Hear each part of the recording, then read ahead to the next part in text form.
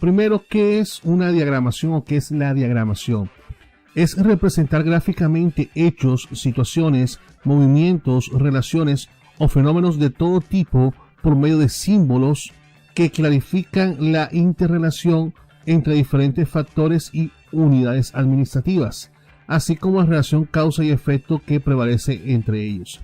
Es decir, diagramar es simplemente representar de una forma gráfica a través de un dibujo cómo se está llevando a cabo un proceso en particular. Ahora puede ser un proceso, puede ser una situación, puede ser un fenómeno, algo que esté pasando, cómo se evidenció desde un principio hasta un fin, cómo se vio que se desarrolló esa situación en particular. Eso obviamente nos conlleva a lo que es el diagrama de flujo, que es una representación gráfica que muestra todos los pasos de un proceso y la forma como estos se relacionan entre sí.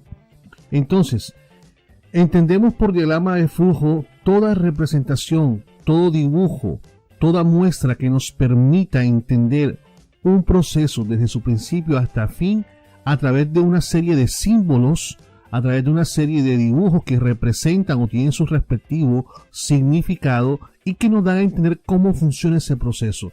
Todo empieza pues con un inicio y tendrá un final. Todo eso está expresado en el diagrama de flujo, en ese dibujo que nosotros vemos donde se nos explican cómo funciona cierto proceso, cierta tarea y eventualmente de acuerdo al tipo de diagrama de flujo también nos dirá qué está a cargo o qué cargo responde por cierta parte del proceso o de la tarea.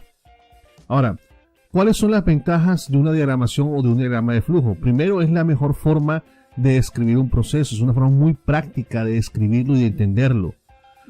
Nos permite identificar las diferencias entre la forma de trabajar de una empresa y otra, es decir, puede que dos empresas estén en el mismo sector industrial o en el mismo tipo de mercado, pero sus procesos los pueden llevar de forma diferente.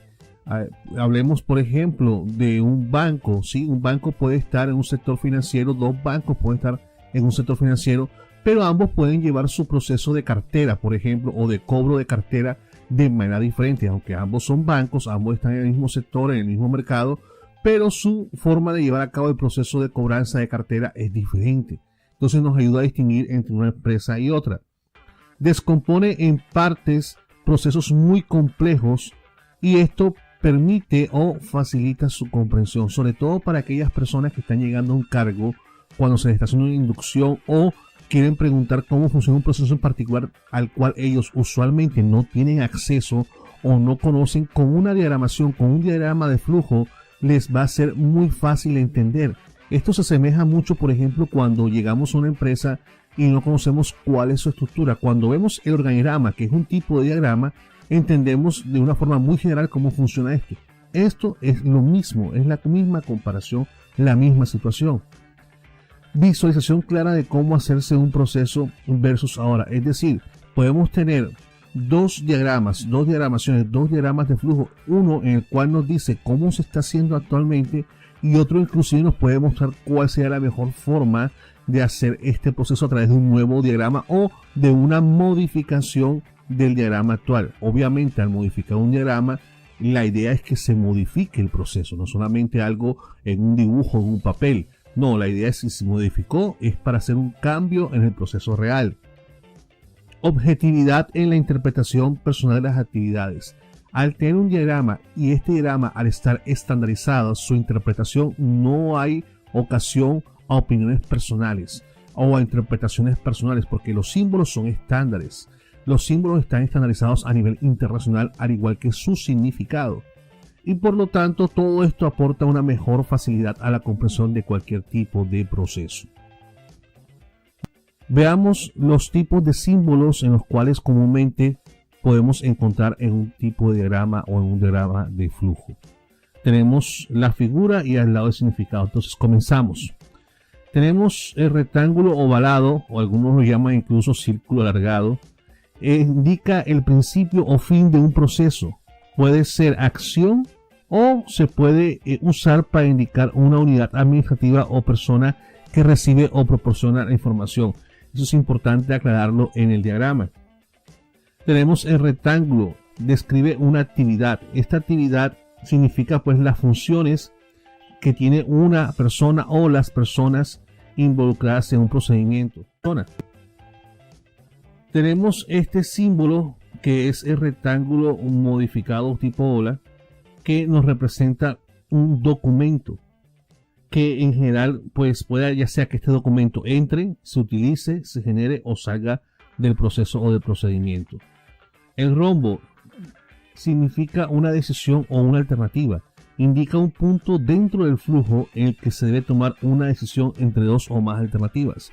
Casi siempre se usa entre dos, es decir, si esto está bien, se sigue para acá, si esto está mal, se sigue para acá, si cumple o no cumple. Más adelante veremos unos ejemplos.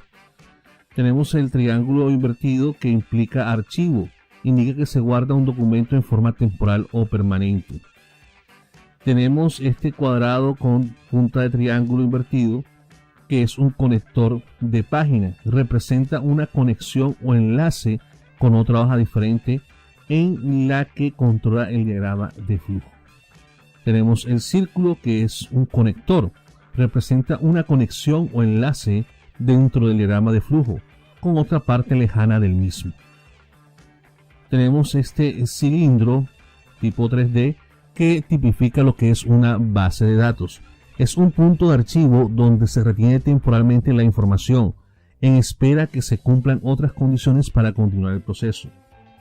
Y por último tenemos estos conectores que representan una línea de flujo que nos indica el sentido del flujo del proceso.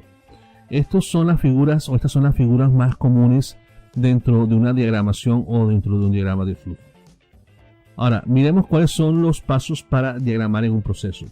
Primero, el nombre. Debemos comenzar con el nombre del proceso que se va a diagramar.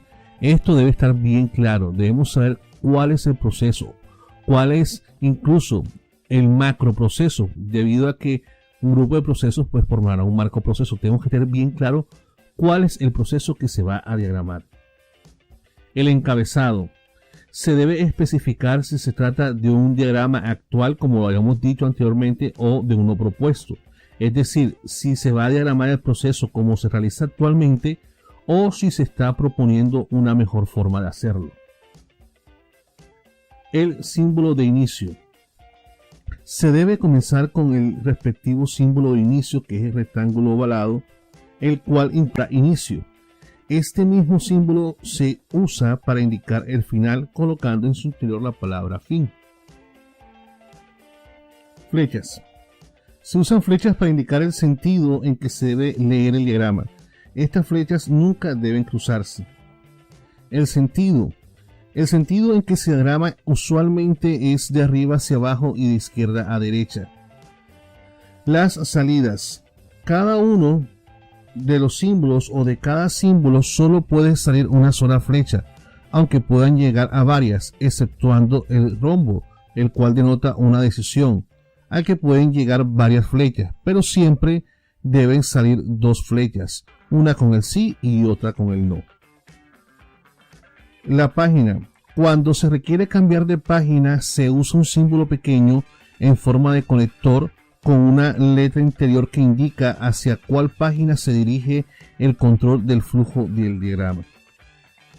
Continuidad. Cuando se requiere cambiar de dirección dentro del mismo diagrama, se usa un semicírculo pequeño que indica hacia dónde se dirige el control.